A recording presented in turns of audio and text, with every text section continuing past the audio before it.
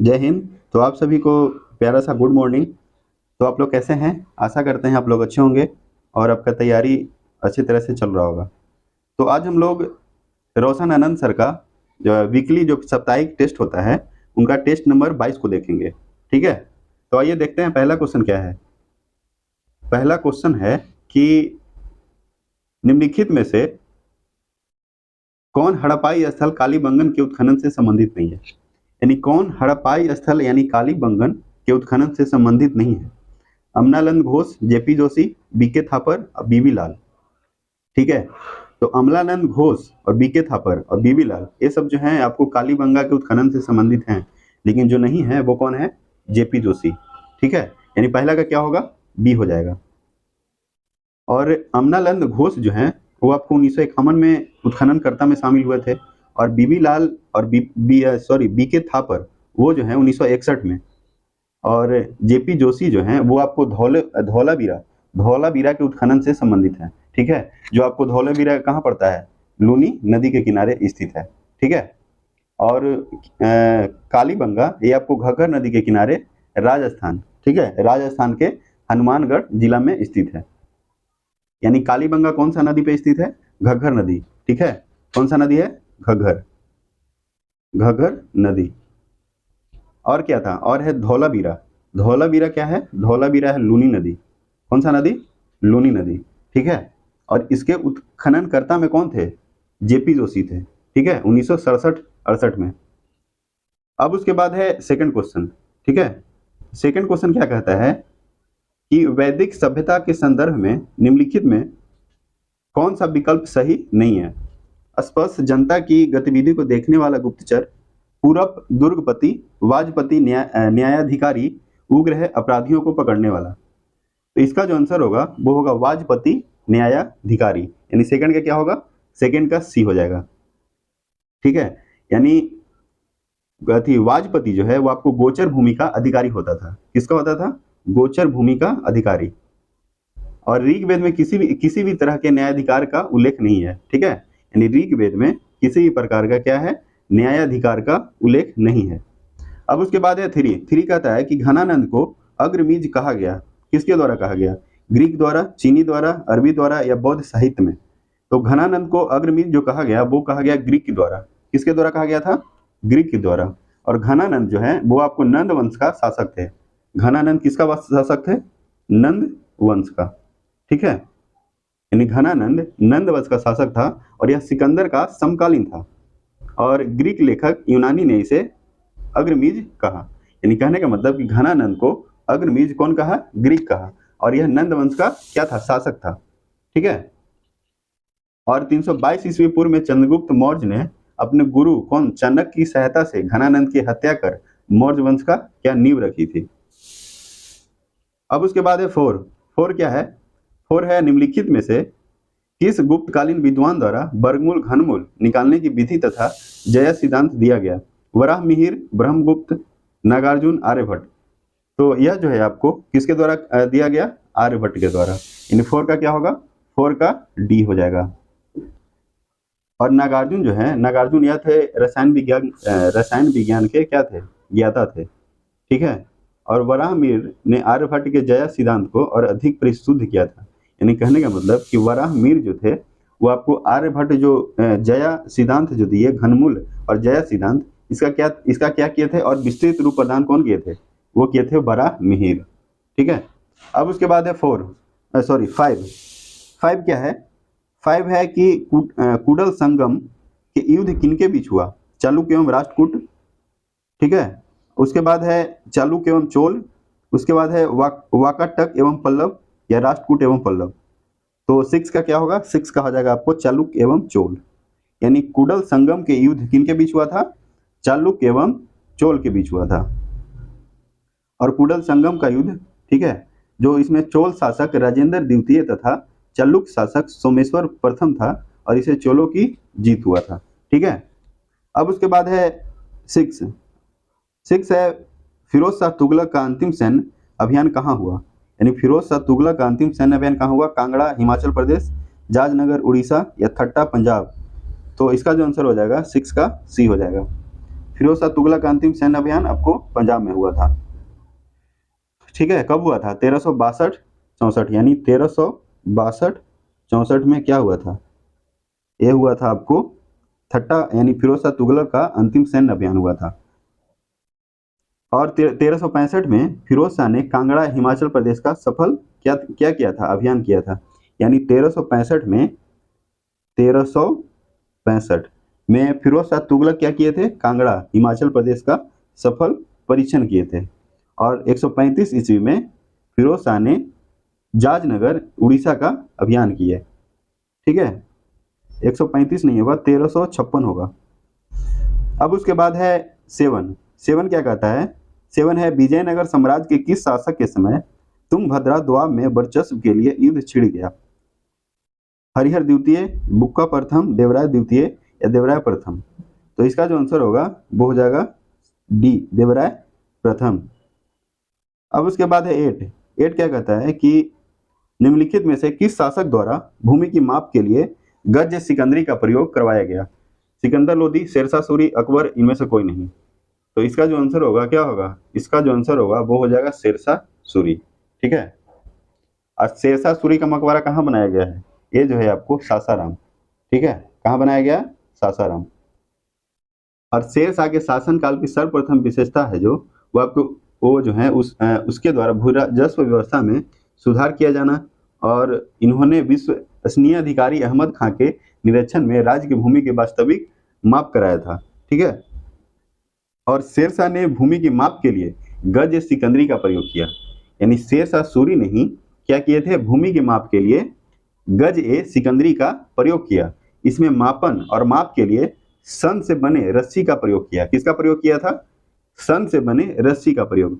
पहला क्वेश्चन क्या है कि शेरशाह ने भूमि की माप के लिए गज ए सिकंदरी का प्रयोग किया, यानी भूमि के माप के लिए किसका प्रयोग किए थे? गज ए सिकंदरी। और जिससे मापे थे वह किससे बना हुआ था? सन से बना रस्सी का प्रयोग किया। ठीक है, अब उसके बाद है 9 है निम्नलिखित में से कौन सा विकल्प सही नहीं है? पुस्तक है और लेखक है। तराने हिंद, अबुल कलाम आजाद, ठीक है, सोजेवदन, प्रेमचंद, नेशन, गोपाल कृष्ण गोखले, सावित्री, अरविंद घोष। इसका जो आंसर होगा, जो विकल्प सही नहीं है वो है तराने हिंद। तराने हिंद, अबुल कलाम आजाद, ये गलत है। यह जो है आपको तराने हिंद का लेखक मोहम्मद इकबाल थे। कौन थे? मोहम्मद इकबाल। मोहम्मद इकबाल। ठीक है, यानी कौन सा विकल्प सही नहीं है? वो है तराने हिंद, अबुल कलाम आजाद। यानी अबुल कलाम आजाद नहीं होगा, कौन होगा? मोहम्मद इकबाल होगा। और यह जो अबुल कलाम आजाद का जो है वो है इंडिया विंस फ्रीडम। ठीक है, अबुल कलाम का क्या है? India wins freedom. ठीक है, इंडिया विंस फ्रीडम, आप याद रखिएगा। क्या है अबुल कलाम आजाद का पुस्तक का नाम? India wins freedom. और तराने हिंद किनका था? ये जो है आपको मोहम्मद इकबाल का था। बाकी सोजे वतन, प्रेमचंद तो ये है, नेशन है Gopal Krishna Gokhale, Savitri Arvind Ghosh.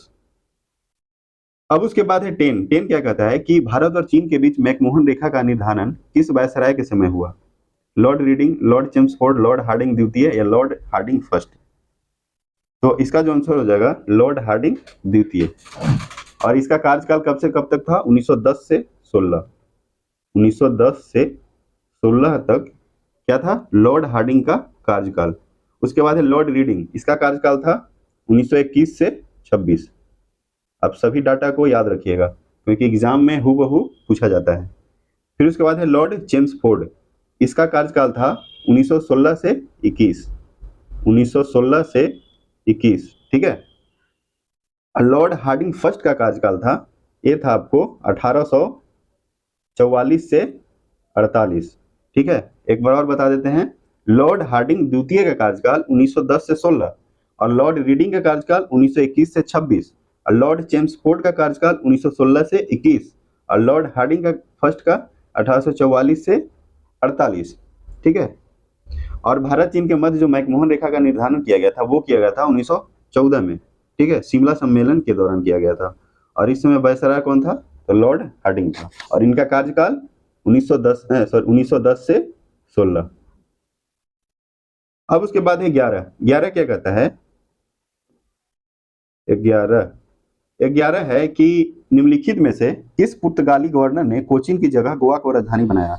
Albuquerque, Francisco de Almeida, ड्यूमा या नीनो डी कुल्हा? तो इसका जो आंसर होगा वो होगा नीनो डी कुल्हा, यानी 11 का क्या होगा? 11 का डी होगा। और इसका कार्यकाल 1959 से क्या था? 1938, जो अल्बुकर्क के बाद सबसे महत्वपूर्ण पुर्तगाली वायसराय था। ठीक है, और अल्बुकर्क को भारत में पुर्तगाली साम्राज्य का वास्तविक संस्थापक भी कहा जाता था। यानी कहने का मतलब कि भारत में पुर्तगाली साम्राज्य का वास्तविक संस्थापक किसको बोला जाता था? अल्बुकर्क। अब उसके बाद है 12 है कि 1857 की क्रांति में जय दयाल और हरदयाल ने किस स्थान से नेतृत्व किया? मध्य प्रदेश, राजस्थान, उत्तर प्रदेश, असम? तो इसका जो आंसर हो जाएगा बी हो जाएगा, राजस्थान, है ना।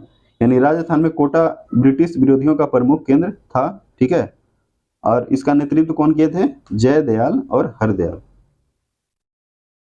13 है निम्नलिखित में से किस आंदोलन में असहयोग एवं सविनय अवज्ञा आंदोलन के तत्व मौजूद थे? कुका आंदोलन, नामधारी आंदोलन, ताना भगत आंदोलन, इनमें से कोई नहीं। तो असहयोग एवं सविनय अवज्ञा आंदोलन के तत्व मौजूद थे, वो थे कुका आंदोलन। ठीक है, कौन सा आंदोलन? कुका आंदोलन। और कुका आंदोलन जो है खुद के हाथ से बने वस्त्र पहने थे, और इन आंदोलनकारियों ने ब्रिटिश सामानों और स्कूल का बहिष्कार किया था। ठीक है, और इसमें हम कह सकते हैं कि कुका आंदोलन में असहयोग और सविनय अवज्ञा का क्या था? तत्व मौजूद था। अब उसके बाद है 14 है किस आंदोलन के दौरान रविन्द्रनाथ टैगोर ने अमार सोनार नामक गीत की रचना किया?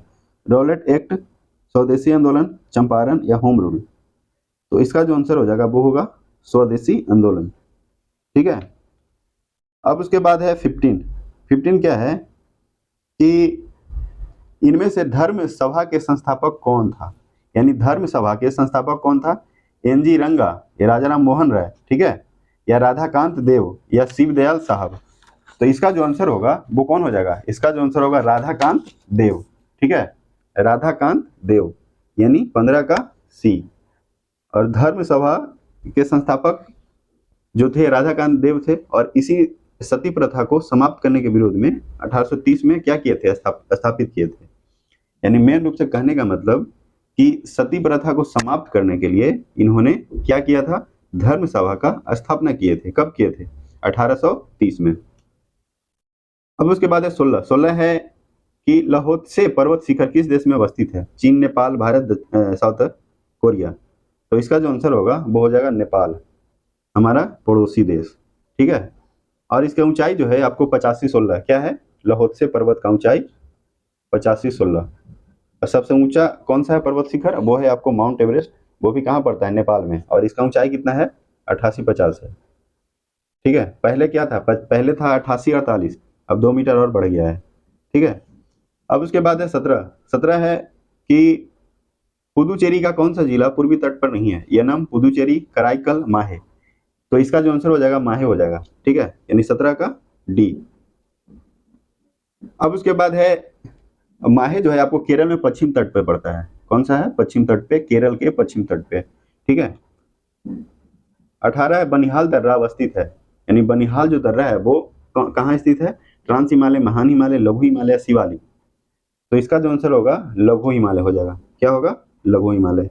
यानी बनिहाल दर्रा जम्मू कश्मीर में लघु हिमालय के पीर पंजाल और पर्वत श्रृंखला में स्थित है तथा श्रीनगर को जम्मू से जोड़ता है। यानी बनिहाल दर्रा किसको जोड़ता है? श्रीनगर से जम्मू को जोड़ता है। 19 निम्नलिखित में से कौन सा विकल्प सही नहीं है? एक तरफ है परियोजना, एक तरफ है संबंधित राज्य। गांधी सागर राजस्थान, कोल डैम हिमाचल प्रदेश सही है, कामेंग जल विद्युत अरुणाचल सही है, तिलैया डैम ये भी झारखंड। यानी जो सही नहीं है वो है गांधी सागर राजस्थान। ठीक है, यह जो है आपको गांधी सागर चंबल नदी पर मध्य प्रदेश में राज्य में है। कहाँ है? गांधी सागर एमपी के कहाँ है? आपको चंबल नदी पे। ठीक है, एमपी के चंबल नदी। अब उसके बाद है 20 क्या कहता है कि किस राज्य में जेट स्ट्रीम के द्वारा होने वाला वर्षा को मावट कहा जाता है? तमिलनाडु, पंजाब, राजस्थान, कर्नाटक? तो इसका जो आंसर होगा वो क्या होगा? इसका जो आंसर होगा आपको सी हो जाएगा, यानी राजस्थान। ठीक है, और राजस्थान आपको बता दें कि क्षेत्रफल के यानी भारत में क्षेत्रफल की दृष्टि से सबसे बड़ा राज्य किसको बोला जाता है? राजस्थान को ही बोला जाता है। और पूरा वर्ल्ड में क्षेत्रफल की दृष्टि से सबसे बड़ा देश कौन सा है? रूस है। कौन सा है? रूस। और भारत का स्थान कौन सा है? भारत का स्थान है 7, यानी क्षेत्रफल में दृष्टि से इंडिया का स्थान कौन सा है? 7 है। अब उसके बाद है आपको 21 है, निम्नलिखित में से किस मिट्टी को करेल की संज्ञा? जलोढ़ मृदा, लाल पीली मृदा, काली मृदा या पर्वतीय मृदा? तो करेल की संज्ञा क से देखो क्या है? काली मृदा, यानी करेल की संज्ञा किसको है? काली मृदा। करेल की संज्ञा काली मृदा, ठीक है। क से करेल, क से काली मृदा, ऐसे याद रख सकते हैं आप। अब उसके बाद है 22 क्या है कि भारतीय हरित क्रांति का जन्म स्थली है पंजाब, हरियाणा, गुजरात, उत्तराखंड। तो भारतीय हरित क्रांति का जन्म स्थली आपको है उत्तराखंड, ठीक है। क्या है? उत्तराखंड है। उत्तराखंड के कौन सा जगह है? पंतनगर, ठीक है, पंतनगर। और हरित क्रांति लाने का श्रेय किसको है? डॉक्टर MS स्वामीनाथन को। कब? 1967-68 में, ठीक है, 1967-68। और 1967-68 में ही दादा भाई नौरोजी ने क्या किए थे? भारत के प्रति व्यक्ति आय जो है 20 रुपया, वो बताए थे। कौन बताए थे? दादा भाई नौरोजी, जिनको ओल्ड मैन भी बोला जाता है। अब उसके बाद है 22 हो गया, 23 क्या है कि साइडर होलक कैल लॉरेन चंपा उदाहरण है वनस्पति के। किसका है? सुख पर्णपाती वनस्पति, उष्ण कटिबंधीय सदाबहार वनस्पति, अर्ध सदाबहार वनस्पति या ज्वारीय वनस्पति? तो इसका जो आंसर होगा वो क्या होगा? इसका जो आंसर होगा अर्ध सदाबहार वनस्पति, यानी 23 का C हो जाएगा, ठीक है। अब उसके बाद है 24 है कि ट्रीटी केल किस फसल की प्रजाति है? धान, गेहूं, मक्का, सोयाबीन। तो ट्रीटी केल जो है वो आपको किसका है? यह जो है आपको गेहूं का है, ठीक है। ट्रीटी केल किसका है? गेहूं का, जिसका वैज्ञानिक नाम जिसे वैज्ञानिकों द्वारा गेहूं और राई के मध्य संकरण करा के उत्पन्न किया गया। यानी ट्रीटी केल गेहूं जो है आपको गेहूं और राई के मध्य उसका संकरण करा के क्या उत्पन्न किया गया था। और धान का क्या है वैज्ञानिक नाम? ओरिजा सेटिवा। और गेहूं का पाइसम एस्टाइबम, ठीक है। अब उसके बाद है सोयाबीन जो है, सोयाबीन में क्या सबसे ज्यादा प्रोटीन पाया जाता है? और यह सोयाबीन सबसे ज्यादा MP में होता है, ये भी याद रखिएगा, MP में होता है सबसे ज्यादा। और सबसे ज्यादा प्रोटीन आपको सोयाबीन में मिलता है। ऐसे तो दाल में भी मिलता है, लेकिन सोयाबीन में भी मिलता है, ठीक है। 25 है उद्योगों की जननी की संख्या दी जाती है। सौर ऊर्जा, पेट्रोलियम ऊर्जा, कोयला ऊर्जा। तो उद्योग की जननी यानी जनना, यानी जननी कहने का मतलब कि सबसे पहले उद्योग की संज्ञा किसको दिया जाएगा? तो वो है आपको कोयला ऊर्जा, यानी 25 का क्या होगा? C हो जाएगा। कोयला उष्मा एवं शक्ति का एक प्राथमिक क्या है? स्रोत है। और यह जो है महत्वपूर्ण एवं बड़ा कोयला क्षेत्र ऊपरी दामोदर घाटी में स्थित है। कहाँ है? दामोदर घाटी। और कोयला जो है आपको भंडारण कहने का मतलब कहाँ है? यह है आपको झारखंड, ठीक है। और उत्पादन कहाँ होता है? उत्पादन होता है आपको छत्तीसगढ़ में, ओके। अब उसके बाद है 26 क्या कहता है कि सीमा सड़क संगठन द्वारा संचालित परियोजना में किसका संबंध महाराष्ट्र राज्य से है? प्रोजेक्ट दंतक, प्रोजेक्ट हीरक, प्रोजेक्ट बीकन, इनमें से सभी।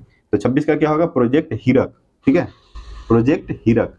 27 है डिजिटल जेंडर एटलस का प्रारंभ किया गया है शिक्षा के लिए, असामान्य विशिष्ट बालक, किन्नरों के लिए, गृहिणी महिलाओं के लिए, किशोरियों के लिए। तो डिजिटल जेंडर एटलस का प्रारंभ जो है आपको किशोरियों के लिए किया गया है। किसके लिए किया गया है? किशोरियों के लिए, ठीक है। और अंतर्राष्ट्रीय महिला दिवस आपको 8 मार्च को मनाया जाता है, ठीक है। और यह जो है आपको 8 मार्च को ही मनाया जाता है, ठीक है। और डिजिटल जेंडर एटलस जो है आपको यूनिसेफ की सहायता से विकसित होता है, यानी डिजिटल जेंडर एटलस यूनिसेफ, ठीक है। और यूनिसेफ का हेडक्वार्टर कहाँ है? न्यूयॉर्क है, ठीक है। यानी यूनिसेफ का हेडक्वार्टर आपको कहाँ है? न्यूयॉर्क में है। अब उसके बाद है 28 क्या है कि नागरहोल राष्ट्रीय उद्यान अवस्थित है जम्मू कश्मीर, कर्नाटक, हिमाचल प्रदेश, महाराष्ट्र। तो नागरहोल राष्ट्रीय उद्यान आपको कर्नाटक में है। और कर्नाटक में क्या होता है? कॉफी सबसे ज्यादा होता है, ठीक है। यानी क्वेश्चन पूछेगा कि कॉफी सबसे ज्यादा कौन सा राज्य में होता है? तो वो होता है आपको कर्नाटक में। और यक्षगान जो लोक नृत्य अब कहाँ का है? तो वो भी है कर्नाटक का ही है, ठीक है। और महाराष्ट्र का लोक नृत्य लावनी है। सबसे कहने का मतलब सबसे महत्वपूर्ण जो है आपको लावनी ही है, जो एग्जाम में पूछा जाता है। अब उसके बाद है 29 है बड़गा जनजाति का निवास स्थल है उड़ीसा, उत्तराखंड, राजस्थान, तमिलनाडु। तो बड़गा जनजाति जो है ये आपको तमिलनाडु में पड़ता है। कहाँ पड़ता है? तमिलनाडु, ठीक है। 30 है छपेली लोक नृत्य किस राज्य में किया जाता है? तो छपेली जो है छत्तीसगढ़, उत्तराखंड, हिमाचल प्रदेश, गुजरात। तो छपेली कहाँ का है? हिमाचल प्रदेश का है। 31 है डुरंड कप का संबंध किस खेल से है? Hockey, football, badminton, tennis. तो डुरंड कप का संबंध आपको फुटबॉल से है। किसका है? फुटबॉल से है। और इस बार जो कतर में हुआ था फुटबॉल कप, जो कौन जीता? ये जो है आपको अर्जेंटीना जीता, ठीक है। और अर्जेंटीना के एक नामी गामी जो प्रसिद्ध जो फुटबॉलर हैं उनका नाम क्या है? लियोन मेसी, ठीक है, लियोन मेसी। और ये क्या बोलते हैं, एक और है जो पुर्तगाल के खिलाड़ी हैं, क्या नाम है उनका? उनका नाम क्या है? उनका नाम क्या है? रोनाल्डो है, जो कहाँ के हैं? पुर्तगाल के हैं, ठीक है। अब उसके बाद है 32 है कि द सोशल कॉन्ट्रैक्ट नामक पुस्तक का लेखक इनमें से कौन है? Voltaire, Hobbes, Locke, Rousseau. The Social Contract नामक पुस्तक का लेखक कौन है? तो यह जो है आपको रूसो है। 33 है कि मुद्रा आपूर्ति की माप M3 में किसे शामिल नहीं किया जाता है? जनता के पास नकद जमा, डाकखाने की मांग जमा, बैंकों की मांग जमा या बैंकों की सावधि जमा। तो मुद्रा आपूर्ति की माप M3 में शामिल नहीं किया जाता, वो है डाक खानों की मांग जमा, यानी 33 का बी हो जाएगा।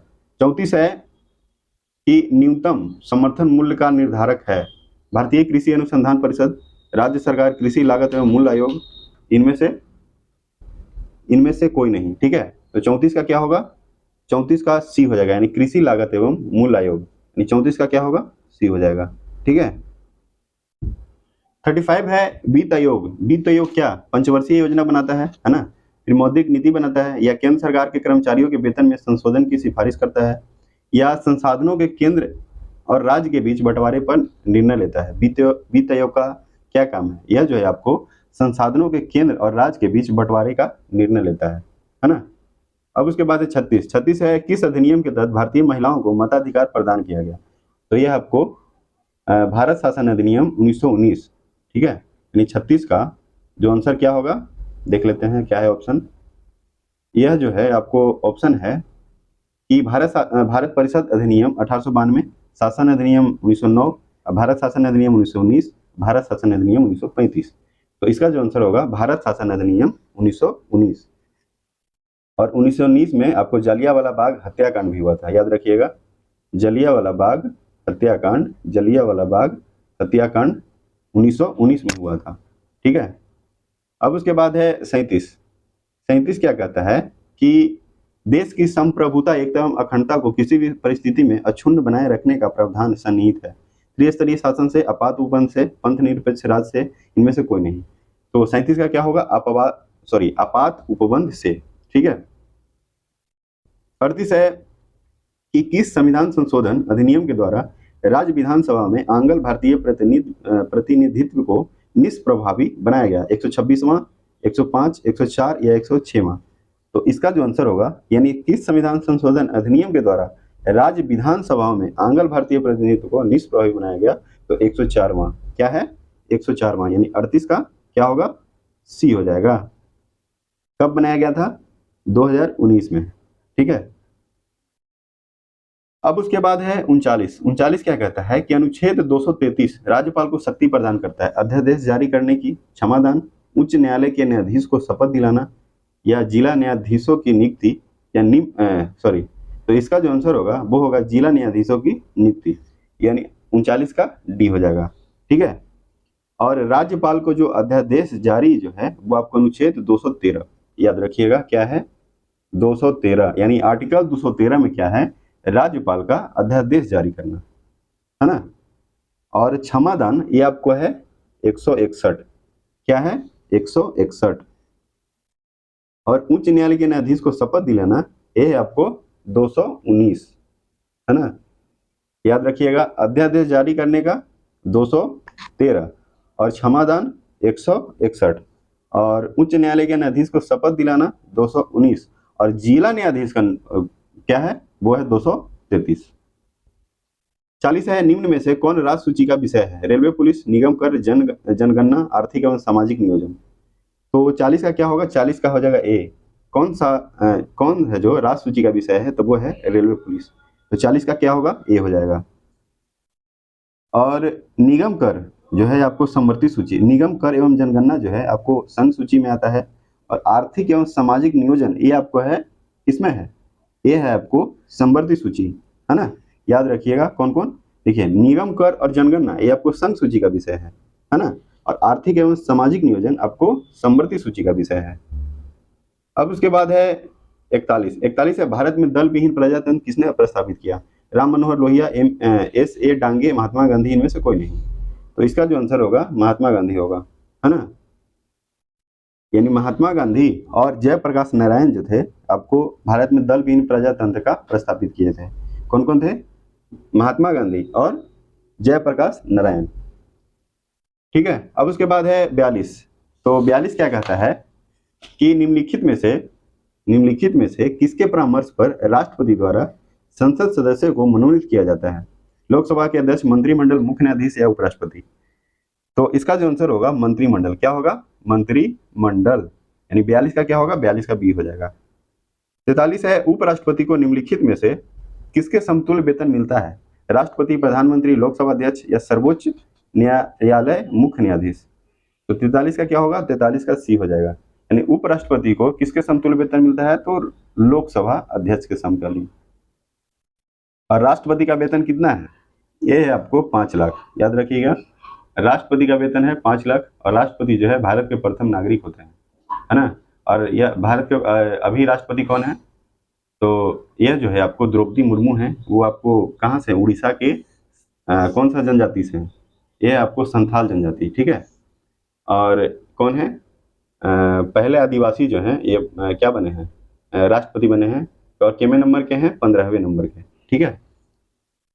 और उपराष्ट्रपति कौन है? जगदीप धनखड़, है ना। याद रखिएगा, उपराष्ट्रपति जगदीप धनखड़। और राष्ट्रपति का वेतन कितना है? 5 लाख है ना।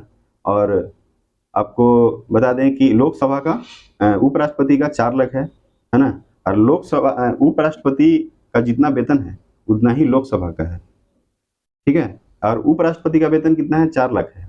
प्रधानमंत्री का है 2 लाख, और मुख्य न्यायाधीश का 2,80,000, ठीक है। यानी सबसे ज्यादा वेतन किनका है? तो वो है राष्ट्रपति का, ठीक है। और सबसे कम प्रधानमंत्री 2 लाख। उसके बाद है 44 है, निम्नांकित में से कौन राज्यसभा की एकांतिक शक्ति के अंतर्गत आता है? धन विधेयक, अखिल भारतीय सेवा का सृजन, किसी राज्य की विधान परिषद की समाप्ति, या अपने सभापति को अपदस्थ करना? तो 44 का क्या होगा? 44 का हो जाएगा बी, अखिल भारतीय सेवा का सृजन। 45 है कि भारत सरकार के सर्वोच्च शासकीय अधिकारी कौन है? भारत के प्रधानमंत्री के मुख्य सचिव, या भारत के रक्षा सचिव, या भारत के मंत्रिमंडलीय सचिव? तो इसका जो आंसर होगा सी हो जाएगा, भारत के मंत्रिमंडलीय सचिव। 46 है, उच्च न्यायालय के किसी न्यायाधीश की आयु के बारे में किसी प्रश्न का विनिश्चय कौन करता है? उच्च न्यायालय का मुख्य न्यायाधीश, या संबंधित राज्य का राज्यपाल, या सर्वोच्च न्यायालय का मुख्य न्यायाधीश, या सर्वोच्च न्यायालय के मुख्य न्यायाधीश के परामर्श से राष्ट्रपति? तो 46 का क्या होगा? 46 का हो जाएगा आपको डी, सर्वोच्च न्यायालय के मुख्य न्यायाधीश के परामर्श से राष्ट्रपति। अभी सुप्रीम कोर्ट में कितना जज हैं? तो वो है 34, ठीक है। यानी +1 और +33, यानी एक हो गए मुख्य न्यायाधीश, वो कौन है? DY चंद्रचूड़, कितने नंबर के हैं? 50वें। और इससे पहले थे यू ललित, जो हैं आपको 49वें नंबर के। 49वें नंबर के कौन है? यू ललित, ठीक है, जो आपको सबसे कम टाइम के लिए मुख्य न्यायाधीश बने थे। और अभी टोटल कितना है जज? 34, है ना। अब उसके बाद है 47 है कि भारत में राज्य विधान परिषद के सदस्यों का कितना हिस्सा स्थानीय निकायों द्वारा चुना जाता है ना। तो 47 का क्या होगा? 47 का हो जाएगा 1/3, 1/4, 1/6 है, 1/12। तो इसका जो आंसर होगा 1/3, यानी 47 का 1, है ना। उसके बाद है 48 है, निर्वाचन आयोग का प्रमुख कौन होता है? राष्ट्रपति, प्रधानमंत्री, मुख्य निर्वाचन आयुक्त, या उपराष्ट्रपति? तो 48 का क्या होगा? 48 का सी, निर्वाचन आयोग का मुख्य जो प्रमुख होता है वो है मुख्य निर्वाचन आयुक्त। 49 है, स्वतंत्र पार्टी के संस्थापक कौन थे? गोपाल कृष्ण गोखले, सी राजगोपालचारी, या के कामराज, या वल्लभ भाई पटेल? तो स्वतंत्र पार्टी के संस्थापक जो हैं वो है सी राजगोपालाचारी, यानी 49 का बी। 50 है कि निम्नलिखित में से कौन पंचायती राज संस्था नहीं है? पंचायती राज संस्था नहीं है, जिला परिषद, पंचायती समिति, या ग्राम पंचायत, या नगर परिषद? तो पंचायती राज जो संस्था नहीं है वो है नगर परिषद, है ना। बाकी जिला परिषद, पंचायत समिति, ग्राम पंचायत, ये सब जो है पंचायती राज संस्था है ना। नगर परिषद जो है नगर संस्था के अंग है। किसका है? नगर संस्था। इक्यावन है यंग प्रत्यास्था गुणांक का एसआई मात्रक डाइन प्रति सेंटीमीटर, न्यूटन प्रति मीटर, या न्यूटन प्रति मीटर स्क्वायर, या मीटर स्क्वायर प्रति सेकंड। तो 51 का क्या होगा? सी हो जाएगा। 52 है यदि केस नली का व्यास दुगुना कर दिया जाए तो इसमें चढ़ने वाले जल सतह की ऊंचाई होगी दुगुनी, आधी, शून्य, अपरिवर्तित। तो केस नली का व्यास दुगुना कर दिया जाए तो इसमें चढ़ने वाले जल सतह की ऊंचाई क्या होगा? यह जो है आपको आधी हो जाएगा। क्या होगा? आधी हो जाएगा। 53 है पराशब्द तरंग को सबसे पहले सीटी बजाकर उत्पन्न किया था न्यूटन, हर्ट्ज, फैराडे, गाल्टन। तो इसका जो आंसर होगा गाल्टन हो जाएगा। ठीक है। और हर्ट्ज जो है आवृत्ति का एसआई मात्रक क्या है? हर्ट्ज है ना। आवृत्ति का एसआई मात्रक क्या है? हर्ट्ज है। ठीक है। 54 क्या है? 54 है कि सूर्य छिपने से पहले दीर्घवृत्तीय प्रतीत होता है क्योंकि प्रकाश के अपवर्तन का प्रभाव पड़ता है ना। क्या होता है? प्रकाश के अपवर्तन का प्रभाव पड़ता है। यानी 54 का क्या होगा? 54 का हो जाएगा आपको सी। यानी सूर्यास्त के समय सूर्य का दीर्घवृत्ताकार प्रतीत होना किसके कारण है? प्रकाश के अपवर्तन का कारण है। अब उसके बाद है 55। 55 है कि आप कार में जा रहे हैं, ठीक है, यदि आसमान से बिजली गिरने वाली हो तो सुरक्षित रहने के लिए आप क्या करेंगे? कार की खिड़कियां बंद कर लेंगे, कार की खिड़कियां खोल देंगे, या कार से उतर कर नीचे बैठ जाएंगे, या कार के ऊपर बैठ जाएंगे? नहीं, कार की खिड़की को क्या करेंगे? बंद कर देंगे। ठीक है। और अगर कार में नहीं जा रहे हैं, अगर आप पैदल जा रहे हैं, ठीक है, तो अगर आसमान बिजली यानी जो चमकता है वो अगर होगा तो क्या करेंगे? आप नीचे क्या करेंगे? लेट जाएंगे, यानी भूमि पर लेट जाएंगे या बैठ जाएंगे। ठीक है। अब उसके बाद है 56। 56 है कि एक समान चुंबकीय क्षेत्र में बल रेखाएं होनी चाहिए। क्या होनी चाहिए? अभी सारी एक दूसरे के समानांतर, अब सारी या प्रतिच्छेद, है ना। तो इसका जो आंसर होगा एक दूसरे के समानांतर होगा। 57 है सेमीकंडक्टर में उसके प्रयोग के आधार पर उपयुक्त अशुद्धियां क्यों मिलाई जाती है? उसकी कार्य विधि बढ़ाने के लिए, या उसकी विद्युत प्रतिरोधकता बढ़ाने के लिए, या उसे उच्चतर वोल्टता को सहने योग्य बनाने के लिए, या उसकी विद्युत चालकता बढ़ाने के लिए। तो 57 का क्या होगा? 57 का हो जाएगा आपको डी, यानी उसकी विद्युत चालकता को क्या करना है? बढ़ाना है। ठीक है। अब उसके बाद है 58। 58 है कि मृग तृष्णा उदाहरण है अपवर्तन, पूर्णार्थिक परिवर्तन, विक्षेपण या विवर्तन। तो मृग तृष्णा आपको किसका उदाहरण है? पूर्ण आर्थिक परिवर्तन का। 58 का क्या होगा? बी हो जाएगा। ठीक है। अब उसके बाद है 59। 59 है रासायनिक ऊर्जा का विद्युत ऊर्जा में रूपांतरण निम्नवत होता है शोषण द्वारा, उत्सवेदन द्वारा, प्रकाश संश्लेषण या इलेक्ट्रोलाइसिस। इसका जो आंसर होगा वो होगा इलेक्ट्रोलाइसिस, यानी रासायनिक ऊर्जा का विद्युत ऊर्जा में रूपांतरण आपको इलेक्ट्रोलाइसिस द्वारा होता है। 60 है विद्युत आकर्षण का नियम दिया गया ओम, जूल, कूलॉम, बेंजामिन फ्रैंकलिन। तो 60 का क्या होगा? 60 का हो जाएगा सी, कूलॉम, यानी विद्युत आकर्षण यानी विद्युत आवेश का नियम दिया गया कूलॉम के द्वारा। ठीक है। और विद्युत प्रतिरोध का नियम ये आपको ओम के द्वारा, विद्युत ऊष्मा, जूल, विद्युत आवेश बेंजामिन फ्रैंकलिन। आवेश जो है आपको बेंजामिन फ्रैंकलिन। अब उसके बाद है 61। तो 61 क्या कहता है कि निम्नलिखित में से कौन मिश्रण नहीं है? पीतल हो गया, उसके बाद ग्रेफाइट, कांच, इस्पात। तो कौन नहीं है? पीतल, ग्रेफाइट, कांच, इस्पात। ठीक है। तो इसका जो आंसर होगा वो होगा ग्रेफाइट। मिश्रण जो नहीं है वो है ग्रेफाइट है ना। और ग्रेफाइट को क्या बोला जाता है? गरीबों का हीरा बोला जाता है। ठीक है। अब उसके बाद है यानी पीतल में किसका किसका मिश्रण होता है? पीतल में आपको है जिंक और तांबा का। पीतल में किसका है? जिंक प्लस तांबा, है ना। यानी जिंक प्लस तांबा जो है आपको पीतल में मिलाया जाता है। और इस्पात में है आपको लोहा प्लस कार्बन, और कांच में sodium silicate plus calcium silicate. और ग्रेफाइट क्या है? ग्रेफाइट जो है कार्बन का अपरूप है। और कार्बन का अपरूप कौन कौन सा है? कार्बन का अपरूप आपको है हीरा है, ग्रेफाइट है और फ्लोरीन है, यानी 3 गो है जो आपको कार्बन का अपरूप है। 62 है कि इलेक्ट्रॉन तब तक युग्मित नहीं होती है जब तक कि उनके लिए प्राप्त रिक्त कक्षक समाप्त न हो जाए। यह सिद्धांत कहलाता है हुंड का नियम, पॉली का नियम, अफवाह का सिद्धांत या हाइजेनबर्ग का सिद्धांत। तो इसका जो आंसर होगा हुंड का नियम, 62 का ये हो जाएगा। एक बीटा कण के उत्सर्जन से परमाणु द्रव्यमान में क्या परिवर्तन होता है? 1 की वृद्धि, 1 की कमी, अपरिवर्तित या 4 की कमी। तो 63 का क्या होगा? 63 का हो जाएगा सी, अपरिवर्तित। 64 है निम्नलिखित में से किस यौगिक में हाइड्रोजन अबंध विद्यमान नहीं है? HF, HCl, H3N, H2O। यानी H2O जल, यानी 2 हाइड्रोजन प्लस 1 ऑक्सीजन मिलकर क्या बनता है? जल बनता है। तो यौगिक जो हाइड्रोजन अबंध नहीं है वो है HCl। क्या है? HCl। 64 का बी हो जाएगा। हाइड्रोजन अबंध केवल क्या है? 3 तत्व के साथ बनता है। कितना तत्व? 3 तत्व। ये 3 तत्व है कौन कौन? ऑक्सीजन है, नाइट्रोजन तथा फ्लोरीन। यानी ऑक्सीजन, नाइट्रोजन और फ्लोरीन। यानी क्वेश्चन आप याद रखिए, अगर क्वेश्चन पूछे कि हाइड्रोजन अबंध किन किन तत्वों से मिलकर बनता है, तो वो है आपको ऑक्सीजन हो गया, फिर उसके बाद है फ्लोरीन हो गया और फिर नाइट्रोजन। ठीक है, आप ये 3 चीज याद रखिएगा। तो आपको हाइड्रोजन अबंध के बारे में क्वेश्चन पूछेगा तो आप बना दीजिएगा। फिर से बता रहे हैं कि हाइड्रोजन अबंध जो है वो आपको ऑक्सीजन, फ्लोरीन और नाइट्रोजन के अलावा किसी भी एलिमेंट के साथ क्या है? नहीं बनाता है। तो HCl जो है हाइड्रोजन अबंध नहीं बनाएगा। अब उसके बाद है 65 है कि उपचयन में क्या किसी पदार्थ से हाइड्रोजन विस्थापित होता है या धन विद्युत तत्व का अनुपात बढ़ता है। तो 65 का क्या होगा? 65 का हो जाएगा एक, केवल एक होगा, यानी किसी पदार्थ से हाइड्रोजन विस्थापित होता है। 66 है निम्नलिखित में से किसका जलीय विलयन लाल लिटमस पत्र को नीला करता है? Na2CO3, NH CO3, Na2CO3, 10H2O। यह उपयुक्त सभी। तो इसका जो आंसर होगा वो होगा Na2CO3 यानी सोडियम कार्बोनेट। 66 के बाद है 67 क्या कहता है कि मैलेकाइट किस धातु का अयस्क है? कैल्शियम, सीसा, कॉपर, टीन। तो मैलेकाइट जो है आपको किसका है? यह जो है आपको कॉपर का है।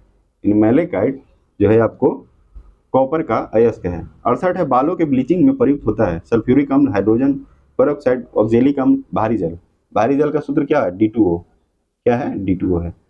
और बालों के ब्लीचिंग में आपको हाइड्रोजन पेरोक्साइड का उपयोग किया जाता है, यानी 68 का बी हो जाएगा। 69 है इथिलीन के बहुलीकरण के फलस्वरूप जो प्लास्टिक प्राप्त होता है वह क्या है? टेफ्लॉन, बैकेलाइट, नायलॉन या पॉलीएथिलीन। 69 का क्या होगा? 69 का हो जाएगा डी, पॉलीइथिलीन। 70 जो है क्या कह रहा है कि निम्न में से किस एक की कमी से दंत क्षरण होता है? यानी दांत का क्षरण होता है, यानी दंत का नाश होता है, यानी दंत का नष्ट होना। लौह, ताम्र, फ्लोरीन, जस्ता। किसकी कमी से होता है? फ्लोरीन की कमी से, है ना। फ्लोरीन की कमी से क्या होगा? दंत का क्षय होगा। और फ्लोरीन जो है आपको कौन सा ग्रुप में आता है? यह जो है 18वां तत्व के 18वां वर्ग में है ना, 18वां वर्ग में है। और अगर आवर्त पूछेगा तो ये सेकंड में है। और यह विद्युत ऋणात्मक यानी सब -1 क्या है? इसका विद्युत ऋणात्मक है। ठीक है। 71 क्या है कि ग्रैनम जो है किस कोशिका अंगक में उपस्थित होता है? ग्रैनम जो है आपको किस कोशिका अंगक में उपस्थित होता है? हरित लवक, वर्णी लवक, अवर्णी लवक या माइटोकॉन्ड्रिया। तो ग्रैनम जो है आपको हरित लवक है। क्या है? हरित लवक। 72 है अस्थायी उत्तक का निर्माण किससे होता है? उपकला उत्तक, संयोजी उत्तक, विभज्योति उत्तक या पेशी उत्तक। तो अस्थायी उत्तक का निर्माण जो है विभज्योति उत्तक के द्वारा होता है। 73 है कि गेहूं का लाल रस्ट रोग कारक है जीवाणु, विषाणु, प्रोटोजोआ या कवक। तो 73 का क्या होगा? 73 का हो जाएगा डी, यानी गेहूं का लाल रस्ट रोग आपको कवक के द्वारा होता है। 74 है बरगद का वैज्ञानिक नाम क्या है?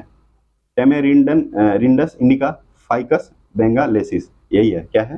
फाइकस बेंगालेसिस। यानी 74 का बी हो जाएगा। 75 है निम्नलिखित में से किस जीव में खुला परिवहन तंत्र नहीं पाए जाते हैं? केकड़ा, मकड़ी, घोंगा, केंचुआ। तो खुला परिवहन तंत्र नहीं पाया जाता है वो है केंचुआ है। अब उसके बाद है 76 क्या है कि जठर ग्रंथि का निर्माण कहाँ होता है? यकृत, छोटी आंत, अमाशय, बड़ी आंत। तो जठर ग्रंथि का जो निर्माण होता है वो होता है अमाशय में होता है। अब भोजन का पूर्ण रूप से पाचन आपको होता है छोटी आंत में, यानी जठर ग्रंथि का निर्माण कहाँ होता है? अमाशय में होता है। कहाँ होता है? अमाशय। यानी अमाशय के भीतरी दीवारों पर जो स्तंभकार एपिथेलियम उत्तक जो घसकर क्या बनाता है? जठर ग्रंथि का निर्माण करता है। यानी अमाशय के जो भीतरी दीवार पर स्तंभाकार जो एपिथेलियम होता है, एपिथेलियम ऊतक होता है, वो किसका निर्माण करता है? जठर ग्रंथि का निर्माण करता है। 77 है, निम्नलिखित में से किसमें श्वसन वर्णक पाया जाता है? RBC, WBC, platelets, plasma. श्वसन वर्णक जो है आपको आरबीसी, रेड ब्लड सर्कुलेशन, और डब्ल्यूबीसी व्हाइट ब्लड सर्कुलेशन, ठीक है। और 78 क्या है कि फुस्फुस धमनी अशुद्ध रक्त को शुद्धिकरण हेतु कहाँ भेजता है? हृदय, वृक्क यानी किडनी, फेफड़ा, इनमें से सभी। तो फुस्फुस धमनी अशुद्ध रक्त को शुद्ध करने के लिए फेफड़ा में भेजता है। कहाँ भेजता है? फेफड़ा में। 79 है कि निम्नलिखित में से किस हार्मोन का स्राव पीयूष ग्रंथि द्वारा नहीं होता है? प्रोलैक्टिन, ऑक्सीटोसिन, ग्रोथ हार्मोन या ल्यूटिनाइजिन हार्मोन। तो किस हार्मोन का स्राव पीयूष ग्रंथि द्वारा नहीं होता है? तो वो है ऑक्सीटोसिन। क्या है? ऑक्सीटोसिन। ऑक्सीटोसिन एक और है, क्या है? भासोप्रेसिन नामक हार्मोन, ठीक है। यह जो है क्या है? हैपेथैलेमस ग्रंथि से होता है। यानी कहने का मतलब कि ऑक्सीटोसिन हार्मोन और भासोप्रेसिन हार्मोन आपको हैप्पीथैलेमस ग्रंथि से क्या होता है? निर्माण होता है ना कि पीयूष ग्रंथि। 80 है, गर्भाशय के सबसे बाहरी स्तर को क्या कहते हैं? पेरीमेट्रियम, मायोमेट्रियम, इंडोमेट्रियम, इनमें से कोई नहीं। तो 80 का क्या होगा? पेरीमेट्रियम, है ना। यानी गर्भाशय जो है 3 स्तर से बना होता है। सबसे बाहरी स्तर क्या होगा? पेरीमेट्रियम, है ना। बीच वाला होगा मायो, और सबसे भीतरी इंडो यानी कहने इंडो माने अंदर, यानी सबसे भीतरी इंडोमेट्रियम, और बीच वाला मायो, और सबसे बाहरी पेरीमेट्रियम। सबसे बाहरी क्या होगा? पेरी। जैसे मायो मा से मिडिल, यानी बीच वाला जो गर्भाशय के सबसे बीच वाला जो स्तर होता है वो होता है मायोमेट्रियम। इंडो है ना। इंडो से क्या होगा? सबसे भीतरी भाग इंडोमेट्रियम, और सबसे बाहरी पेरीमेट्रियम। 81 क्या है? 81 है, हाल ही के दिनों के सूचना अनुसार भारत का पहला डार्क स्काई रिजर्व कहाँ बनेगा? उत्तराखंड, हिमाचल प्रदेश, लद्दाख या जम्मू कश्मीर। तो इसका जो आंसर होगा लद्दाख होगा। क्या होगा? लद्दाख। 82 हाल ही में दिसंबर 22 में किस अंतरिक्ष एजेंसी ने पृथ्वी जैसे नए ग्रह की खोज की? ISRO, SpaceX, JAXA, NASA. ISRO अपना भारत का क्या है? अंतरिक्ष एजेंसी है। जक्सा जापान का है, स्पेस एक्स आपको एलन मस्क का है ना, और नासा है अमेरिका। नासा अमेरिका, तो इसका आंसर क्या होगा? नासा ही होगा। यानी किस अंतरिक्ष एजेंसी ने पृथ्वी जैसे नए ग्रह की खोज की? तब वो है नासा। नासा का फुल फॉर्म क्या होता है? नॉर्थ अटलांटिक साउथ एजेंसी करके होता है, ठीक है। ठीक, उसके बाद है 83 क्या कहता है कि हाल ही में भारत और किस देश की नौसेना के बीच संगम अभ्यास का 7वां संस्करण गोवा में संपन्न हुआ? Philippines, America, Singapore, Australia. तो 83 का क्या होगा? 83 का हो जाएगा आपको अमेरिका, है ना। यानी नौसेना के बीच संगम अभ्यास जो है ये आपको अमेरिका के बीच हुआ है, ठीक है। किसके बीच हुआ है? अमेरिका। 84 है, भारत के किस राज्य में 14वां वर्ल्ड स्पाइस कांग्रेस 2023 का आयोजन हुआ? गुजरात, उत्तर प्रदेश, महाराष्ट्र या केरल। तो 84 का क्या होगा? 84 का हो जाएगा आपको महाराष्ट्र। महाराष्ट्र का एक लोक नृत्य क्या बताए थे अभी? लावनी, जो सबसे प्रसिद्ध है। यानी महाराष्ट्र का एक लोक नृत्य कौन सा है? लावनी। और इसका महाराष्ट्र और गुजरात का स्थापना कब हुआ था? 1 मई को हुआ था, 1 मई 1960 को, ठीक है, याद रखिएगा, 1 मई 1960। और अभी महाराष्ट्र के सीएम कौन है? एकनाथ शिंदे। कौन है? एकनाथ शिंदे। 85 है कि हाल ही में दीन बोलुआटे किस देश की पहली महिला राष्ट्रपति बनी है? तंजानिया, मिस्र, इथोपिया, पेरू। तो 85 का क्या होगा? 85 का हो जाएगा डी, पेरू। 86 है, हाल ही में आरबीआई ने किस देश के मौद्रिक प्राधिकरण के साथ मुद्रा अदला बदली के समझौते पर हस्ताक्षर किए हैं? Israel, Maldives, Iran, Nepal. तो आरबीआई ने किस देश के मौद्रिक प्राधिकरण के साथ मुद्रा अदला बदली के समझौते पर हस्ताक्षर किया है? तब वो है मालदीव, ठीक है। अब उसके बाद है 87 है कि हाल ही के सूचना अनुसार कौन सा राज्य विकलांग व्यक्तियों के पहले उत्सव की मेजबानी करेगा? तमिलनाडु, बिहार, उत्तर प्रदेश, गोवा। तो 87 का क्या होगा? 87 का हो जाएगा डी, गोवा। 88 है, हाल ही में किसे 25वां श्री चंद्रशेखरेंद्र सरस्वती राष्ट्रीय श्रेष्ठता पुरस्कार से सम्मानित किया गया? रामनाथ कोविंद, वेंकैया नायडू, नरेंद्र मोदी, अमित शाह। तो 88 का क्या होगा? 88 का हो जाएगा बी, वेंकैया नायडू। अब उसके बाद है 89 क्या है कि हाल ही में वर्ष 2022 में स्टैच्यू ऑफ नॉलेज कहाँ स्थापित किया गया? तेलंगाना, महाराष्ट्र, कर्नाटक, राजस्थान। तो 89 का क्या होगा? बी हो जाएगा, महाराष्ट्र। अब उसके बाद है 90। क्या है 90? 90 क्या है कि 37वां राष्ट्रीय खेल। क्या है? 37वां राष्ट्रीय खेल 2023 किस भारतीय राज्य में प्रस्तावित है? केरल, गुजरात, गोवा, महाराष्ट्र। तो 90 का क्या होगा? 90 का हो जाएगा सी। ठीक है। 91 है कि राष्ट्रीय बालिका दिवस किस तिथि को मनाया जाता है? 20, 22, 23, 24। तो यह जो है आपको 24 जनवरी को, है ना। और डीओ आपको 1 जनवरी, विश्व ब्रेल 4 जनवरी, है ना। और थल सेना आपको 15 जनवरी को, है ना। और थल सेना, अभी थल सेना का मंत्री कौन है? तो वह है आपको मनोज पांडे। कौन है? मनोज पांडे। और CDS chief of defence staff lieutenant general Anil Chauhan, है ना। कौन है? लेफ्टिनेंट जनरल अनिल चौहान, जो है आपको सीडीएस यानी चीफ ऑफ डिफेंस स्टाफ। 92 है नाउ यू ब्रीथ पुस्तक के लेखक कौन है? राखी कपूर, गौतम बोरा, सेन वाटसन या ममता कालिया।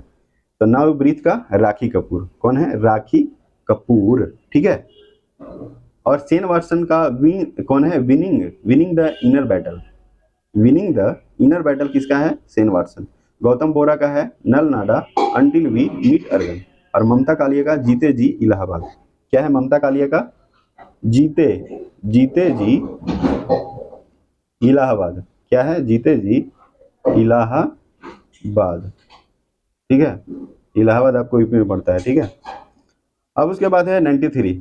93 क्या कहता है कि निम्नलिखित में से कौन सा विकल्प सही नहीं है? पहल जारी करता सुपर 50, भारतीय सेना, दक्ष सुपरटेक आरबीआई सही है, भाषा संगम, एमएसएमई मंत्रालय, ये गलत है। तो नहीं करता वो है भाषा संगम। ठीक है। 94 है भ्रष्टाचार धारण सूचकांक कौन सी संस्था जारी करती है? विश्व आर्थिक मंच, transparency international, Knight Frank international. तो 94 का क्या है? 94 का हो जाएगा बी, ट्रांसपेरेंसी इंटरनेशनल। 95 क्या है? 95 है कि निम्नलिखित में से किसे भौतिक का नोबेल पुरस्कार 2022 नहीं दिया गया?